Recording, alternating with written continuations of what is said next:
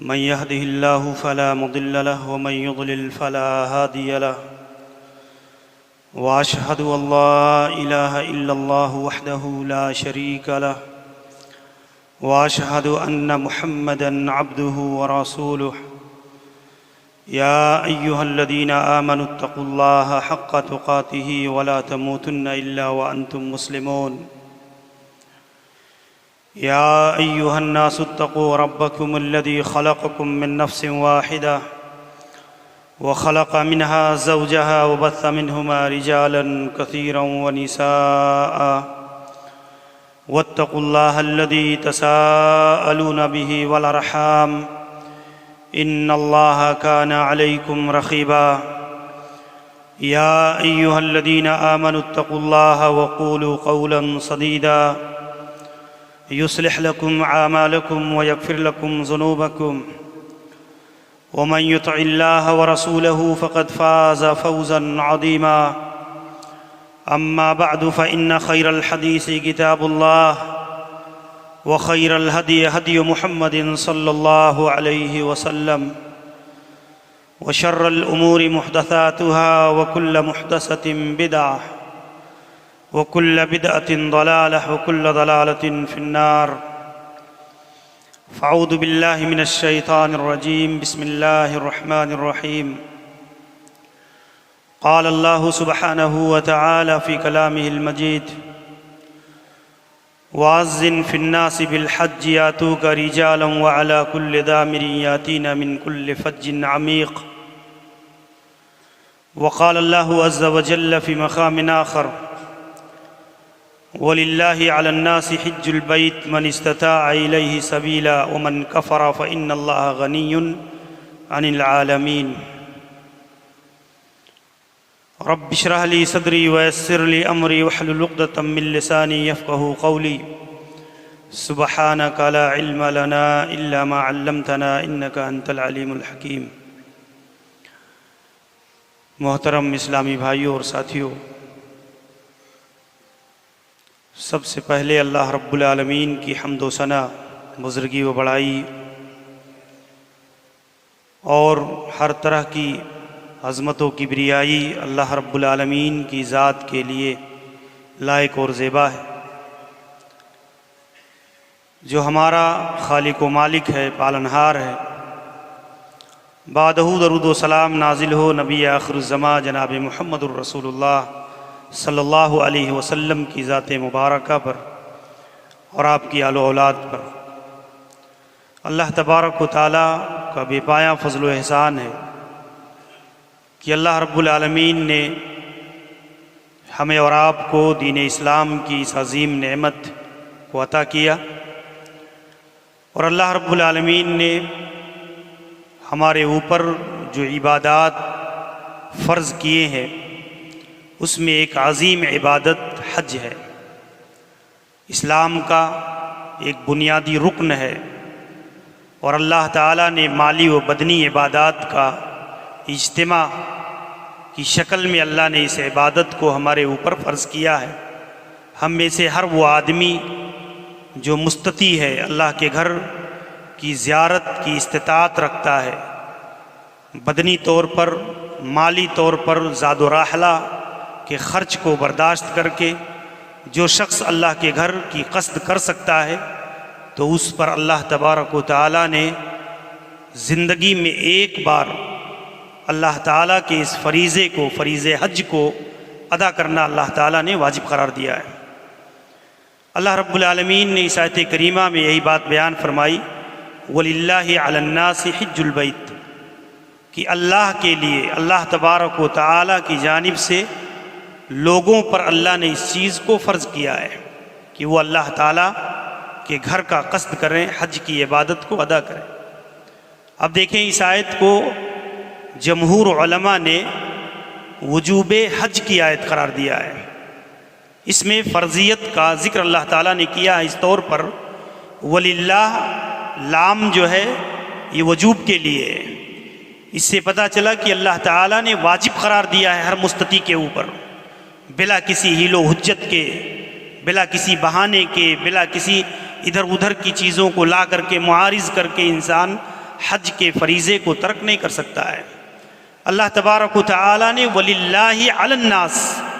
النَّاسِ کے ذریعہ سے مزید تاکید اللہ نے کیا، اور پھر اخیر میں اللہ نے بیان فرمایا وَمَنْ كَفَرَ، جو آدمی فریض حج کا انکار کرے تو اللہ تبارک و تعالیٰ نے اسے کافروں میں سے شمار کیا ہے۔ وَمَنْ كَفَرَ فَإِنَّ اللَّهَ غَنِيٌّ عَنِ الْعَالَمِينَ، اللہ تعالیٰ سارے جہان سے بے نیاز ہے، اللہ تعالیٰ کسی کی عبادت کا کوئی محتاج نہیں ہے۔ اللہ نے یہ فریضہ اپنے بندوں کے اوپر عائد کیا ہے۔ تو آپ دیکھیں اس آیت میں اللہ تبارک و تعالیٰ نے اس عظیم عبادت کو فرض کیا ہے، اس کے ثمرات، اس کے فوائد اور اس کے وجوب کی جو شکلیں ہیں، اللہ تعالیٰ نے اس کو بھی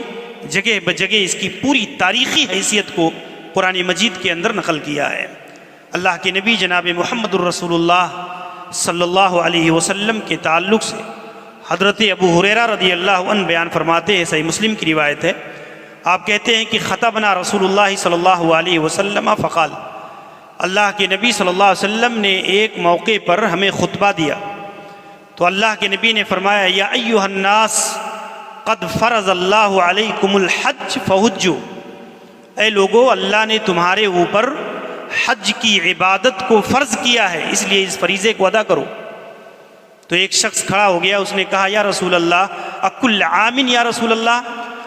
اللہ کے نبی کیا ہر سال حج کرنا ہمارے اوپر فرض ہے؟ فسکت رسول اللہ صلی اللہ علیہ وسلم، تو اللہ کے نبی خاموش ہو گئے، اللہ کے نبی صلی اللہ علیہ وسلم خاموش ہو گئے، حتی قالہا ثلاثہ، یہاں تک کہ اس آدمی نے 3 بار اپنا یہ سوال دہرایا،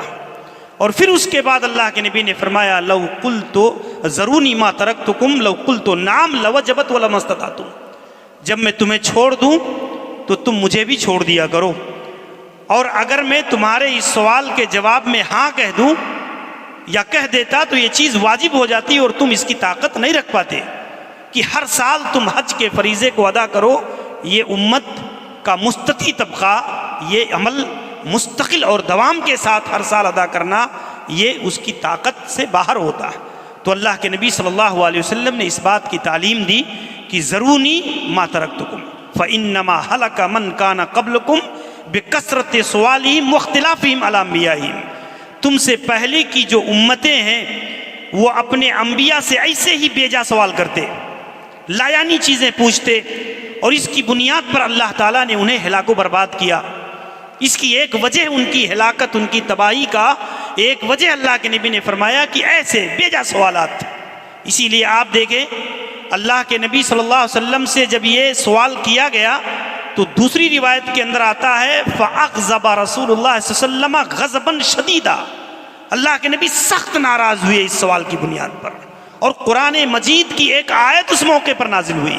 یا ایھا الذین آمنوا لا تسألوا عن اشیاء ان تبد لکم تسؤکم، اے ایمان والو تم ایسی چیزوں کا سوال نہ کرو کہ اگر تمہیں وہ حکم دے دیا جائے، وہ چیز کہہ دی جائے تو پھر تم مشکل میں پڑ جاؤ، مصیبت میں پڑ جاؤ، اس لیے تم ایسی چیزوں کا سوال نہ کرو۔ اب دیکھیں یہ اصل میں شریعت کا، دین کا ایک مزاج، شریعت کا ایک اصل مزاج جو ہے اس پوری حدیث کے اندر اللہ کے نبی صلی اللہ علیہ وسلم نے پیش کیا ہے کہ یہ ایک عظیم عبادت ہے، لیکن آپ دیکھیں اس ایک سائل کی سوال کی وجہ سے اللہ کے نبی نے اس پوری حدیث میں حج کے احکام سے اللہ کے نبی صلی اللہ علیہ وسلم نے گفتگو کو پھیر کر کے پورا معاملہ اس چیز کو بیان کیا اللہ کے نبی نے کہ شریعت کا اصل مزاج یہی ہے کہ فاتقوا اللہ ما استطعتم، جتنی طاقت رکھتے ہو اتنا اللہ تعالیٰ سے ڈرو، جتنی تمہارے پاس طاقت ہے۔ اللہ کے نبی اذا امرتکم بامر فاتوا منہ ما استطعتم، جب میں تمہیں کوئی کام کرنے کا حکم دوں تو تم اس کو اپنی طاقت بھر بجا لاؤ، اور جب میں تمہیں کسی چیز سے منع کر دوں تو اپنی طاقت بھر اس سے رک جاؤ۔ یہ اصل پیمانہ ہے شریعت اسلامیہ کا۔ اسی بنیاد پر اللہ کے نبی صلی اللہ علیہ وسلم کی ناراضگی کی اصل وجہ اگر دیکھیں گے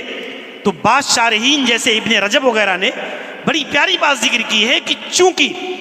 منافقین کا طبقہ، یہودیوں کا طبقہ اللہ کے نبی صلی اللہ علیہ وسلم کا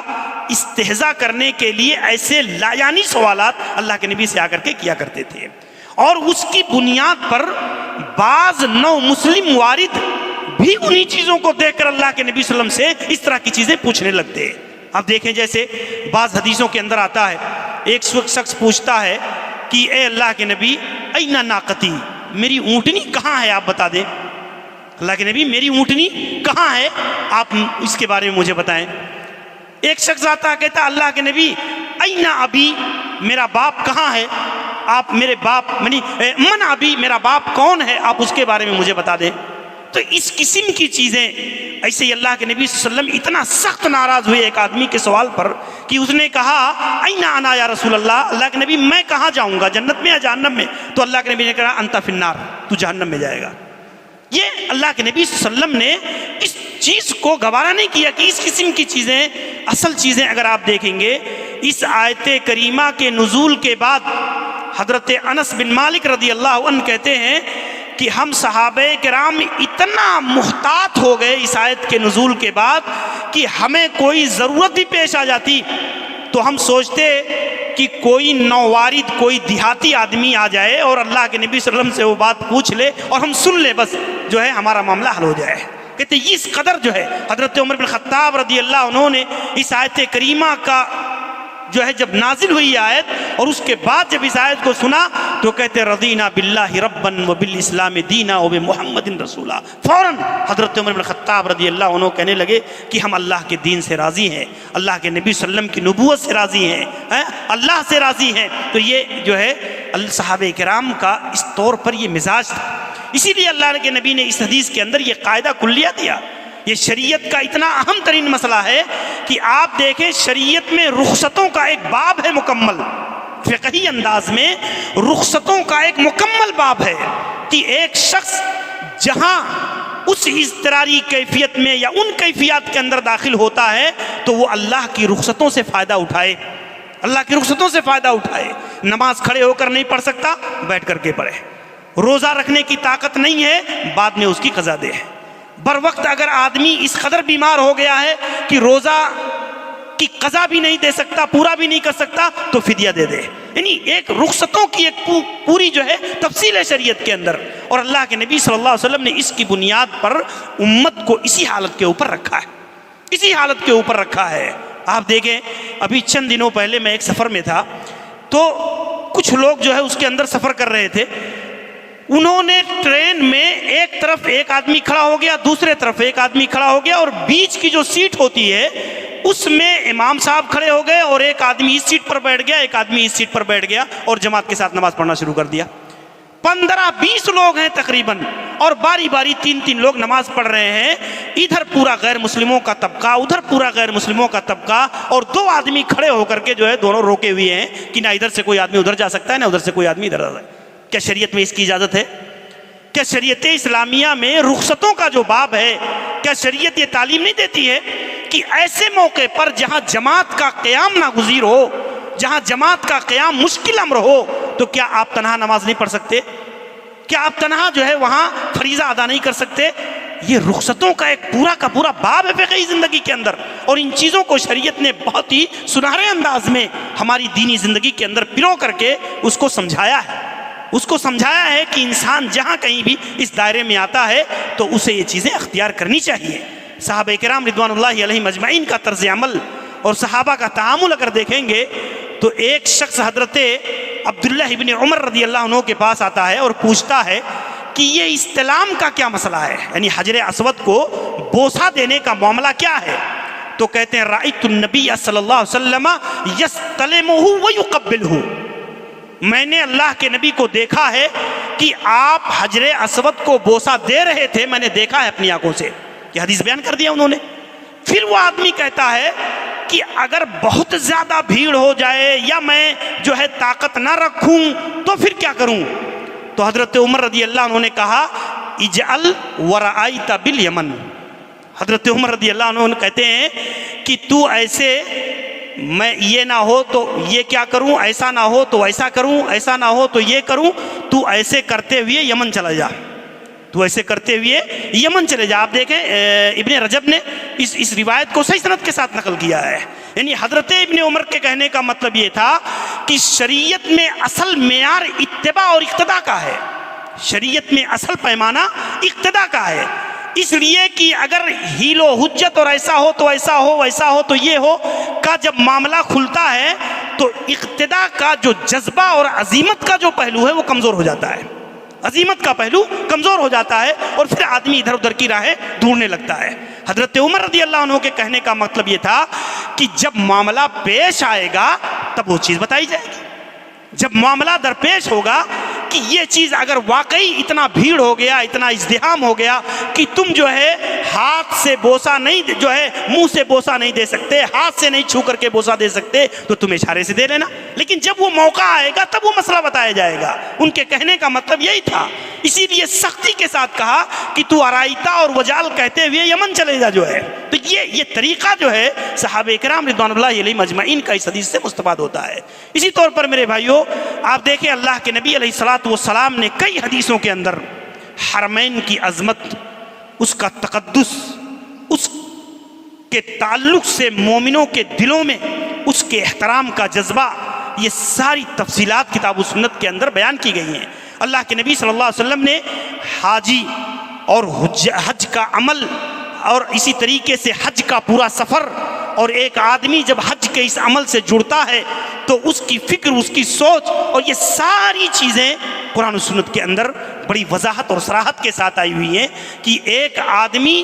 جب حج کے اس عمل کو انجام دیتا ہے تو حج کا یہ عمل محض ایک عبادت ہی نہیں بلکہ اپنے ساتھ وہ آدمی ایک پوری تاریخ سے جڑ جاتا ہے، اسلامی تاریخ کے ساتھ۔ آپ دیکھیں ایک آدمی حجۃ الوداع کے موقع پر اللہ کے نبی صلی اللہ علیہ وسلم نے ایک حاجی کو کتنا بڑا مقام دیا ہے۔ اللہ کے نبی صلی اللہ علیہ وسلم کو معلوم ہوا کہ ایک شخص میدان عرفہ کے اندر جو ہے اپنی اونٹنی پر سوار تھا اور اتفاق سے وہ گر گیا جو ہے اونٹنی سے، اور اس کی اونٹنی نے کچل دیا اسے، اس کی وفات ہو گئی۔ لیکن احرام کی حالت میں تو اللہ کے نبی صلی اللہ علیہ وسلم نے کہا اغسلوہ بماء وسدر وکفنوہ فی ثوبین ولا تحنتوه ولا تخمروا راسه فانه يبعث يوم القيامه ملبيا۔ صحیح بخاری کی حدیث ہے، اللہ کے نبی صلی اللہ علیہ وسلم نے فرمایا کہ دیکھو اس آدمی کو جو ہے پانی اور بیری کے پتے یعنی گرم کر کے اس کے ذریعہ سے اس کو غسل دو، اور اس کو 2 کپڑوں میں غسل دو۔ عام جو ہے مردے کو 3 کپڑے دیے جاتے ہیں، لیکن چونکہ احرام کا لباس تو ہے تو اللہ کے نبی نے کہا کہ اس کو 2 کپڑوں میں غسل دو، اس کو خوشبو مت لگاؤ، ولا تحنتو، اس کو خوشبو نہ لگاؤ، اس لیے کہ جو ہے یہ قیامت کے دن تلبیہ پکارتے ہوئے اٹھے گا، قیامت کے دن تلبیہ پکارتے ہوئے اٹھایا جائے گا۔ تو یہ شرف، یہ اعجاز اللہ کے نبی صلی اللہ علیہ وسلم نے فرمایا کہ دیکھو العمرۃ والعمرہ کفارۃ لما بینہما والحج المبرور لیس لہ جزاء الا الجنہ، کہ ایک عمرہ دوسرے عمرہ کے درمیان گناہوں کا کفارہ ہے، اور حج مبرور یہ اس کا بدلہ جنت کے سوا کچھ نہیں ہے۔ حج مبرور کیا ہے؟ امام ابن حجر کہتے ہیں ایسا حج لا اسم فیہا ولا ریا، ایسا حج جس میں شہوانی کوئی عمل نہ ہو، فسق و فجور کا کوئی عمل نہ ہو، اور اس میں ریا، دکھاوا اور شہرت طلبی نہ ہو، ایسا حج خالص اللہ کے لیے سنت کے مطابق انجام دیا جائے تو اللہ کے نبی فرماتے ہیں اس کا بدلہ صرف اور صرف جنت ہے۔ تو میرے بھائیو، اس طور پر حج کے مقام اور مرتبے کو بیان کیا گیا۔ حج کے ساتھ عظمت حرمین کا جو معاملہ ہے یہ ہمارے ایمان کا حصہ ہے۔ ان اول بیت ادی للناس للذی ببکۃ مبارکہ، اللہ تبارک و تعالیٰ فرماتا ہے کہ یہ اس زمین میں پہلا گھر ہے جو اللہ تبارک و تعالیٰ نے لوگوں کے لیے تعمیر کیا ہے، اور اس کے اندر کیا ہے؟ یہ ساری انسانیت کے لیے ہدایت اور رہبری کا سامان ہے۔ یہ کتاب و سنت کا، توحید و سنت کا سرچشمہ ہے، اصل مرکز، اصل منبع ہے حجاز کی سرزمین، اور اس کی بنیاد پر ایک مسلمان کا گہرا تعلق اس کے ساتھ جڑا ہوا ہے۔ دنیا کے کسی بھی گوشے میں رہنے والا مسلمان یہ اس کے تقدس، اس کی عظمت، اس کی حرمت کو تسلیم کیے بغیر اس کے لیے کوئی چارہ کار نہیں ہے کہ ایک مسلمان اس طور پر۔ اسی لیے آپ دیکھیں جو ہے قرآن مجید نے اس کو اللہ رب العالمین کے شاعر میں سے قرار دیا ہے۔ شاعر، اللہ کے شاعر ہیں یہ، اللہ تعالیٰ کی علامتیں ہیں، نشانیاں ہیں یہ اللہ رب العزت کی۔ اور وَلَا تُحِلُّ شَعَائِرَ اللَّهِ، اللہ تعالیٰ کے شاعر کو حلال نہ کرو۔ وَمَن يُعَظِّمْ شَعَائِرَ اللَّهِ فَإِنَّهَا مِن تَقْوَى الْقُلُوبِ، جو آدمی اللہ تعالیٰ کے شاعر کی تعظیم کرتا ہے تو یہ اس کے تقوی کی دلیل ہے، یہ اس کے تقوی کی دلیل ہے۔ اس سے پتہ چلتا ہے کہ حرمین کے تعلق سے الحاد، ظلم، کسی بھی قسم کی خباثت، شرانگیزی، یہ اتنا بڑا ظلم ہے اللہ کے نزدیک کہ وَمَن يُرِدْ بِإِلْحَادٍ بِظُلْمٍ نُذِقْهُ عَذَابًا عَلِيمًا۔ قرآن مجید کہتا ہے کہ جو شخص میرے اس گھر کے ساتھ، حرم مکی کے ساتھ الحاد اور ظلم کا راستہ اختیار کرتا ہے تو اسے اللہ رب العالمین قیامت کے دن سخت ترین سزا دے گا۔ الحاد کی شکلیں کیا ہیں؟ الحاد کی شکل یہ ہے کہ ایک آدمی وہاں بیٹھ کر کوئی اسم، کوئی گناہ انجام دے،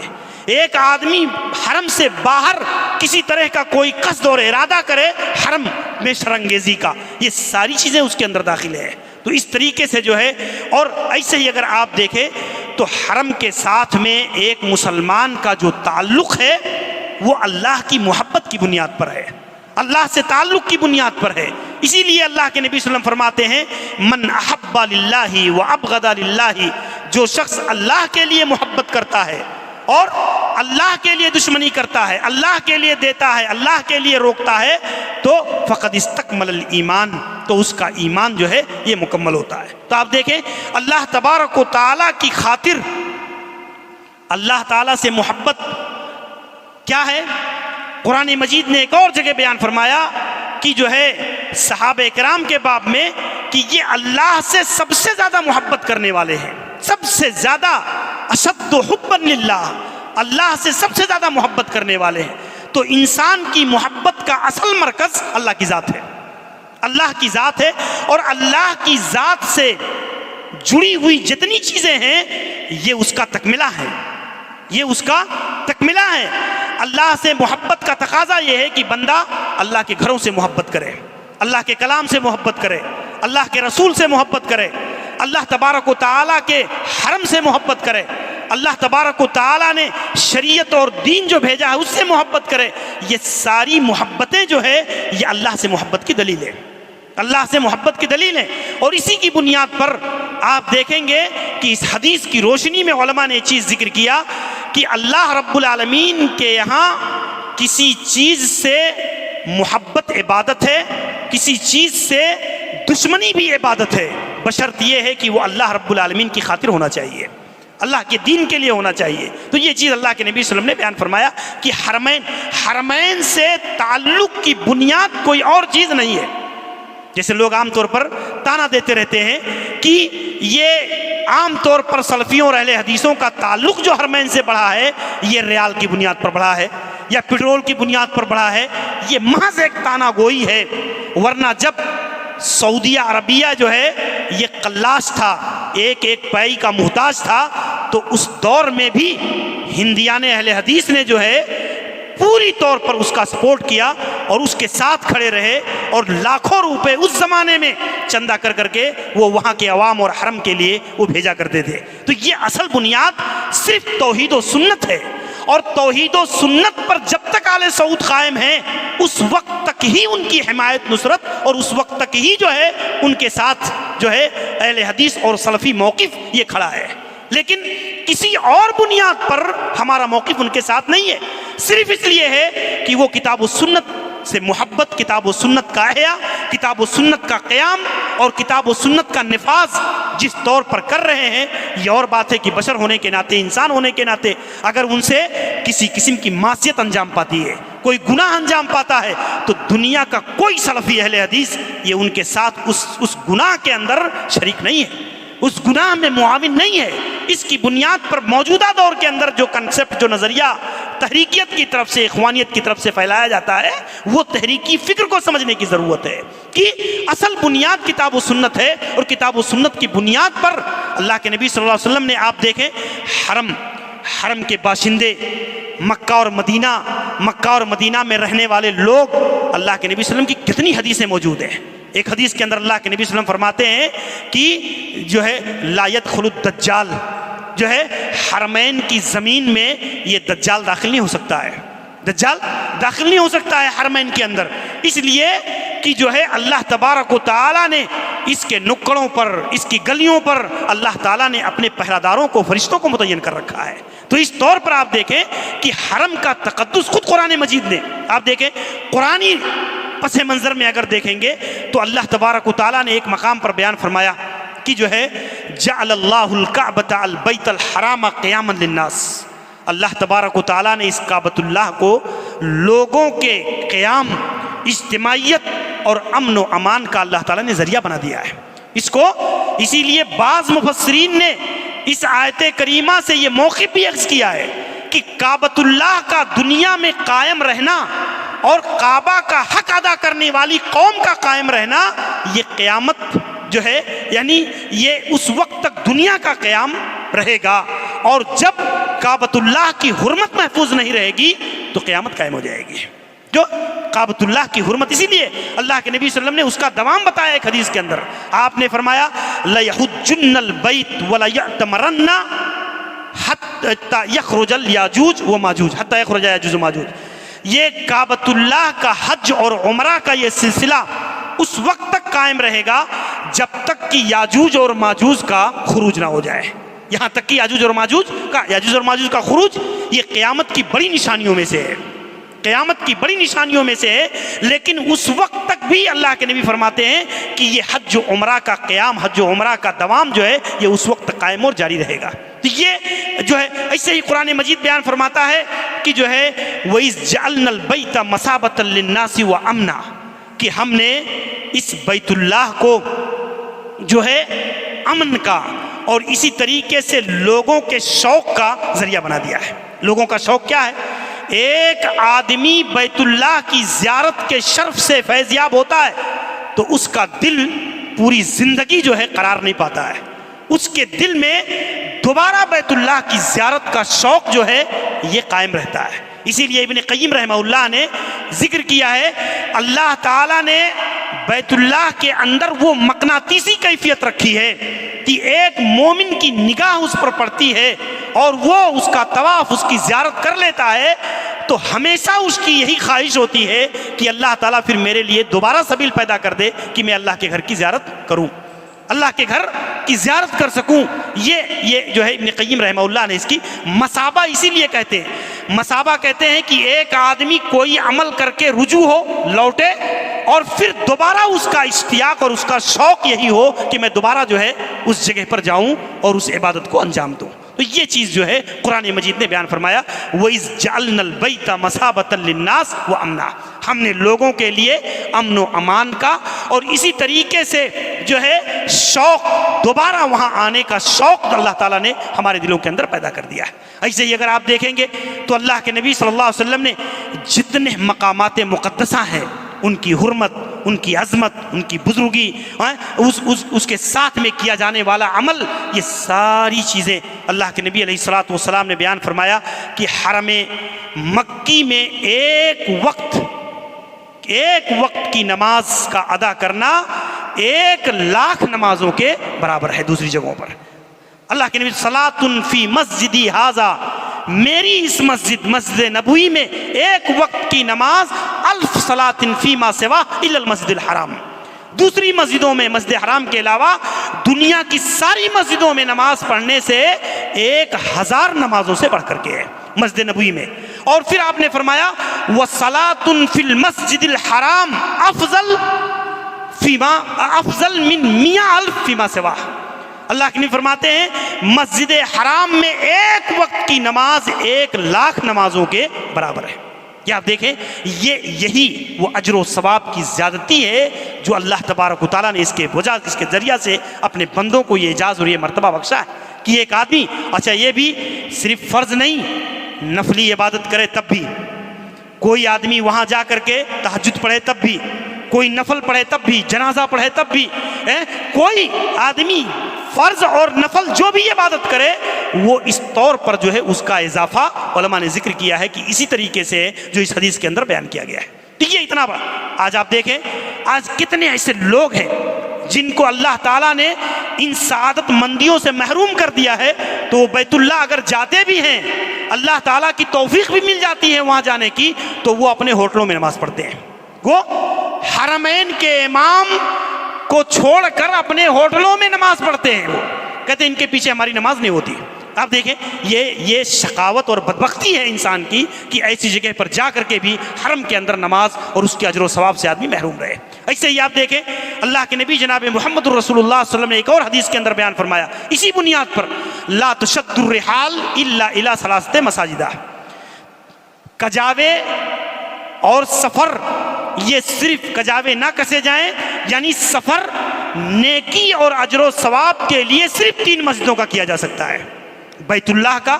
مسجد نبوی کا اور مسجد اقصیٰ کا۔ یہ 3 ہی مقامات دنیا کے اندر ہیں کہ کوئی آدمی اجر و ثواب اور عبادت کی نیت سے ان مسجدوں کا قصد کر سکتا ہے۔ بقیہ دنیا میں کوئی اور مقام، کسی نبی کا مزار، کسی ولی کا کوئی جو ہے درگاہ، یا کسی کوئی اور جگہ، کوئی اور مسجد، دنیا کی عبادت اور اجر و ثواب کی نیت سے اس کا سفر کرنا حرام ہے شریعت کے اندر، الا یہ کہ آدمی یوں ہی ٹور کی بنیاد پر، زیارت کی بنیاد پر، اجر و ثواب کے لیے نہیں، زیارت کے لیے یوں ہی آدمی اگر کوئی سفر کرتا ہے تو علماء نے اس کو جائز رکھا ہے محض جو ہے دیکھنے کی نسبت سے، تاریخی حیثیت سے، لیکن اجر و ثواب کی نیت سے ایک آدمی کبھی بھی کسی قبر، کسی درگاہ، کسی مزار اور دنیا کے کسی گوشے، کسی خطے کا سفر نہیں کر سکتا ہے۔ یہ شریعت کے اندر یہ ضابطہ ہے، اور اسی سے ان مقامات کی افضلیت اور اس کا درجہ پتہ چلتا ہے۔ ایسے ہی آپ دیکھیں گے اللہ کے نبی صلی اللہ علیہ وسلم نے ایک حدیث کے اندر بیان فرمایا کہ ایک حاجی جب پہنچتا ہے بیت اللہ کے اندر تو آپ دیکھیں احرام کے بعد ہی سے تلبیہ کا عمل شروع کر دیتا ہے، اللہ جو ہے تلبیہ کا عمل شروع کر دیتا ہے، لبیک اللہم لبیک لبیک لا شریک لک لبیک۔ آپ دیکھیں یہ پورا کا پورا کلمہ، اس کے معنی، اس کا جو ہے اس میں بندے کی اپنے دل کے ساتھ حضور حاضری اللہ کی بارگاہ میں، اس کا اعتراف، اور اس کے بعد آپ دیکھیں اللہ کے نبی صلی اللہ علیہ وسلم فرماتے ہیں کہ ما من ملب یلبی الا لبى ما عن یمینہ و شمالہ۔ اللہ کے نبی فرماتے ہیں جب بھی ایک بندہ تلبیہ پکارتا ہے تو اس کے دائیں طرف بائیں طرف جو ہے جتنی چیزیں ہیں، جتنی مخلوقات ہیں، یہ سب کی سب تلبیہ پکارتی ہیں، اور ان ساری مخلوقات کی تلبیہ کا اجر و ثواب اس آدمی کے حق میں لکھا جاتا ہے، اس آدمی کے اجر و ثواب میں اس کو شامل کیا جاتا ہے۔ اسی لیے آپ دیکھیں صحیحہ کی ایک صحیح روایت ہے، اللہ کے شیخ البانی رحمہ اللہ نے صحیح قرار دیا ہے، کہتے ہیں امرنی جبریل، اللہ تعالیٰ نے جبریل کو میرے پاس بھیجا اور کہا کہ محمد صلی اللہ علیہ وسلم کو حکم دو کہ وہ اپنے صحابہ کو حکم دیں کہ ان یرفعوا باصواتکم بالتلبیہ، کہ وہ اپنی آواز کو تلبیہ کے ساتھ بلند کریں، اپنی آواز کو تلبیہ کے ساتھ بلند کریں، اس لیے کہ فإنہا من شعار اللہ، اس لیے کہ اللہ کا شعار، یہ اللہ کا شعار ہے جو ہے، اس کی بنیاد پر یہ اپنی آواز کو تلبیہ میں بلند کریں۔ تو یہ میرے بھائیوں بہت اہم معاہدہ جو ہے مقامات مقدسہ کے ساتھ ایک ایک عمل جو ہے جو جڑا ہوا ہے، اس کی فضیلت، اس کا مقام، اس کا مرتبہ اللہ کے نبی صلی اللہ علیہ وسلم نے بیان فرمایا نزل الحجر الاسود من الجنہ وهو اشد بیاضا من اللبن، کہ یہ حجر اسود جب اس کا نزول ہوا تو ہے اللہ تبارک و تعالی نے اس کو جنت سے نازل کیا، پتھر ہے یہ جنت سے لایا ہوا۔ حضرت ابراہیم علیہ السلام جب بیت اللہ کی تعمیر کر رہے تھے تو تعمیر کرتے کرتے کرتے جب اس مقام پر پہنچے تو حضرت اسماعیل سے کہا کوئی خوبصورت پتھر ڈھونڈ کر کے لاؤ، لیکن جب وہ ڈھونڈ کر لائے تو دیکھا کہ اس وقت تک حضرت ابراہیم علیہ السلام وہاں ایک خوبصورت سا پتھر نصب کر چکے ہیں، اور یہ وہی جنت کا پتھر ہے جس کو ہم حجر اسود کہتے ہیں۔ حجر اسود نزل الحجر الاسود من الجنہ، یہ جنت سے نازل کیا گیا پتھر ہے، اور جب یہ نازل ہوا تو دودھ سے بھی زیادہ سفید تھا،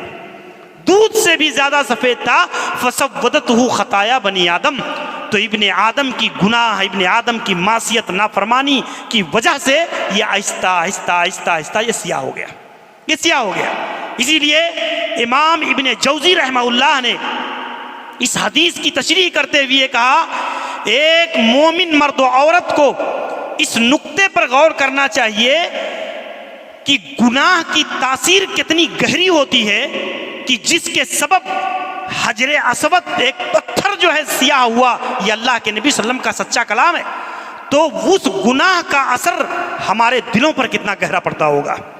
ہمارے دلوں پر کتنا گہرا پڑتا ہوگا کہ جب ایک آدمی کوئی معصیت، کوئی گناہ، کوئی شرعی جرم کا ارتکاب کرتا ہے تو اس گناہ کی تاثیر سے اس کے دل پر سیاہی پڑ جاتی ہے۔ تو میرے بھائیوں، یہ اللہ کے نبی علیہ السلام نے اس حدیث کے اندر یہ بات بیان فرمائی۔ حتیٰ کہ آپ دیکھیں رکن یمانی اور مقام ابراہیم کے تعلق سے سنن ترمذی کی صحیح حدیث موجود ہے، اللہ کے نبی فرماتے ہیں کہ یہ دونوں جنت کا یاقوت ہے، وہ پتھر ہے کہ اللہ نے اس کی روشنی کو سلب کر کے دنیا کے اندر بھیجا ہے۔ اگر اللہ تعالیٰ ان کی روشنی کو سلب نہ کرتا تو اضاء لہ ما بین المشرق والمغرب، مشرق و مغرب کا پورا حصہ ان دونوں کی وجہ سے روشن ہو جاتا۔ تو یہ بھی صحیح روایت ہے، شیخ البانی رحمہ اللہ نے اس کو صحیح قرار دیا ہے۔ تو آپ دیکھیں اسی طریقے پر آپ دیکھیں اللہ کے نبی فرماتے ہیں ایک حدیث کے اندر، ترمذی کی یہ بھی روایت ہے، صحیح درجے کی ہے، آپ فرماتے ہیں کہ اللہ تبارک و تعالی حجر اسود کو قیامت کے دن ایک زبان دے گا۔ اللہ تبارک و تعالی ایک زبان اور دو آنکھیں دے گا، یہ زبان سے اپنے استلام کرنے والوں کے حق میں گواہی دے گا اور اپنی آنکھوں سے دیکھ کر کے ان کو پہچانے گا کہ یہی وہ لوگ ہیں جنہوں نے حجر اسود کو بوسہ دیا تھا۔ یہ اللہ کے نبی صلی اللہ علیہ وسلم نے یہ بھی روایت صحیح ہے جس میں ایک حاجی کا مقام، اس کا مرتبہ، اس کا منصب، اس کی حیثیت یہ اللہ کے نبی علیہ السلام نے بیان فرمایا۔ تو میرے بھائیوں، اس حیثیت سے جب ہم دیکھتے ہیں تو کتاب و سنت کے اندر بڑی وضاحت اور صراحت کے ساتھ ان چیزوں کو ذکر کیا گیا ہے، اور یہ مطلوب ہے ہر مسلمان مرد و عورت سے کہ ہمارے دلوں میں پھیلائے ہوئے پروپیگنڈوں کی بنیاد پر حرم کا تقدس، اس کی عظمت یہ کم نہیں ہونی چاہیے۔ کبھی بھی کسی بھی طور پر حرم کی پاسبانی کا جو شرف اللہ تبارک و تعالیٰ نے کسی بھی قوم کو بخشا ہے تو یہ اللہ کی طرف سے ایک اعجاز ہے۔ حضرت عمر بن خطاب رضی اللہ عنہ کا ایک اثر امام مصنف ابن رزاق کے اندر جو ہے نقل کیا گیا، آپ دیکھیں، کہتے ہیں کہ حضرت عمر بن خطاب رضی اللہ عنہ نے ایک بار قریش کے لوگوں کو مخاطب کر کے کہا کہ دیکھو اللہ تبارک و تعالیٰ نے تم سے پہلے قبیلے تزم کو بیت اللہ کی نگہبانی کا شرف عطا کیا تھا، لیکن انہوں نے تہاون، غفلت اور ظلم کا راستہ اختیار کیا تو اللہ نے انہیں ذلیل کر دیا، اور تمہارے بعد، ان کے بعد اللہ تبارک و تعالیٰ نے بنو جرہم کو یہ مقام، یہ منصب عطا کیا، اور انہوں نے بھی اس معاملے میں شروع میں معاملہ ٹھیک رہا لیکن بعد میں انہوں نے بھی اس قسم کے جرائم انجام کیے تو اللہ نے انہیں بھی ذلیل و رسوا کیا۔ اور اے قبیلے قریش، اللہ نے اب یہ شرف تمہیں بخشا ہے، اگر تم اس گھر کی نگہبانی میں تقصیر کرو گے تو اللہ تعالیٰ تمہیں بھی سابقہ قوموں کی طرح ذلیل و رسوا کرے گا۔ اب دیکھیں یہ حضرت عمر بن خطاب رضی اللہ عنہ کا اثر ہے جس سے پتہ چلتا ہے کہ اللہ تبارک و تعالیٰ اپنے گھر کی نگہبانی اور خدمت کا شرف کسی بھی قوم کو اسی وقت تک دیتا ہے جب تک وہ اس کی اہلیت رکھتے ہیں، جب تک وہ اس کا حق ادا کرتے ہیں، اور جب وہ نافرمانی اور ظلم کا راستہ اختیار کرتے ہیں تو اللہ تبارک و تعالیٰ اس شرف کو چھین لیتا ہے، اور چھین کر اللہ تعالیٰ دوسرے ایسے بندوں کو کھڑا کرتا ہے جو اس کے گھر کی نگہبانی اور اس کے حقوق کو ادا کرتے ہیں۔ یہ اللہ تبارک و تعالیٰ کا یہ نظام ہے۔ اللہ رب العالمین اس طور پر اپنے گھر کی پاسبانی کرے گا، اور اسی طور پر آپ دیکھیں آج دنیا میں عالمی طور پر جو پروپیگنڈا حرمین کے تعلق سے کھڑا ہے، آپ دیکھیں گے میرے بھائیوں اس میں صرف اور صرف توحید و سنت سے دشمنی کا بین دلیل ہے، اس کے سوا اور کچھ نہیں، صرف اور صرف کتاب و سنت سے عناد، کتاب و سنت کے قیام سے عناد، اس سے دشمنی، اس کے سوا کوئی اور وجہ نہیں ہے۔ آپ دیکھیں اس کی بنیاد پر بالخصوص جو لوگ کتاب و سنت سے محبت کرتے ہیں، توحید و سنت سے لگاؤ رکھتے ہیں، ان کی فکر، ان کا فہم، ان کا شعور یہ کبھی سوشل میڈیا پر پھیلائے ہوئے چربے اور سوشل میڈیا کی خبروں پر اعتماد کر کے حرمین سے جو نسبت ہے اس نسبت کو کبھی کمزور نہیں ہونے دینا چاہیے، اس نسبت کو کبھی کمزور نہیں ہونے دینا چاہیے۔ یہ ایمان کی بنیاد پر ہے، عقیدے کی بنیاد پر ہے، ہمارے منہج کی بنیاد پر ہے، اور اس منہج کو مضبوطی سے تھامنا چاہیے۔ اگر کوئی کسی بھی قسم کی کوئی ایسی چیز آتی بھی ہے تو اس کے تعلق سے تحقیق، اس کے تعلق سے اصل حقیقت کو سمجھنا، جاننا، اپنے علماء کی طرف رجوع کرنا، یہ ساری چیزیں بنیاد ہیں، یہ اصل ہے منہج کے اندر، اور اس کی بنیاد پر یہ چیزیں حرمین سے محبت، حرمین سے تعلق، یہ ہمارے ایمان کا لازمی حصہ ہے، اور اس حصے کو کبھی کوئی مومن دنیا میں کسی بھی خطے میں رہتا ہو یہ کبھی اس کو ضائع نہیں ہونے دے سکتا ہے۔ تو اس کی بنیاد پر اللہ تبارک و تعالیٰ نے جن بندوں کو یہ شرف بخشا ہے کہ وہ حج بیت اللہ کے جو ہے فضیلت سے، حج بیت اللہ کے شرف سے مالا مال ہو، تو اللہ تبارک و تعالیٰ کی یہ توفیق ہے، اللہ کا یہ انتخاب ہے۔ اور جن لوگوں کو اللہ نے یہ شرف اس سال نہیں بخشا تو انہیں اگر استطاعت ہے تو زندگی کے حصے میں جلد از جلد کوشش کرنا چاہیے کہ وہ اس فریضے کو ادا کریں۔ اللہ کے نبی نے فرمایا تابعوا بین الحج والعمرہ، حج و عمرہ کثرت سے کرتے رہو، حج و عمرہ کرتے رہو۔ اسی لیے ایک اور حدیث کے اندر آپ نے فرمایا تعجلوا الی الحج، حج کرنے کے لیے جلدی کرو، فإنہ لا یدری ما یارد اللہ، اس لیے کہ تم میں سے ایک آدمی نہیں جانتا کہ بعد کی زندگی میں آنے والے اوقات میں کیا پیش آنے والا ہے۔ ممکن ہے مریض ہو جائے، ممکن ہے مال ختم ہو جائے، چھن جائے، ممکن ہے کوئی اور ایسی رکاوٹ پیدا ہو جائے کہ وہ اس شرف سے محروم رہ جائے۔ تو اللہ کے نبی صلی اللہ علیہ وسلم نے فرمایا کہ حج و عمرہ کے ادائیگی میں جلدی کرو۔ اگر اللہ تعالیٰ نے یہ شرف دیا ہے، مال و منال سے نوازا ہے، صحت و تندرستی دی ہے، تو اللہ کا فریضہ، اللہ کا یہ حق ادا کرنے میں کسی بھی قسم کا ٹال مٹول مت کرو، جلد از جلد اس فریضے کو ادا کرنے کی کوشش کرو۔ اللہ تبارک و تعالیٰ ہمیں یہ شرفیابی نصیب فرمائے۔ اللہ تبارک و تعالیٰ ہمیں توفیق دے کہ ہم اللہ تعالیٰ کے گھر کا قصد کریں۔ اللہ تبارک و تعالیٰ نے اگر ہمیں مالی طور پر یہ جو ہے اللہ تعالیٰ نے اگر مالی اسباب فراہم کیے ہیں تو اللہ تبارک و تعالیٰ ہمیں توفیق سے بھی نوازے کہ ہم اللہ کے گھر کی زیارت کی کوشش کریں۔ اللہ تبارک و تعالیٰ ہمیں اس شرف سے مالا مال فرمائے۔ اقول قولی ھذا استغفر اللہ لی ولکم ولسائر المسلمین من کل ذنب انہ هو الغفور الرحیم، وصلی اللہ علی نبینا محمد وعلی آلہ وصحبہ اجمعین۔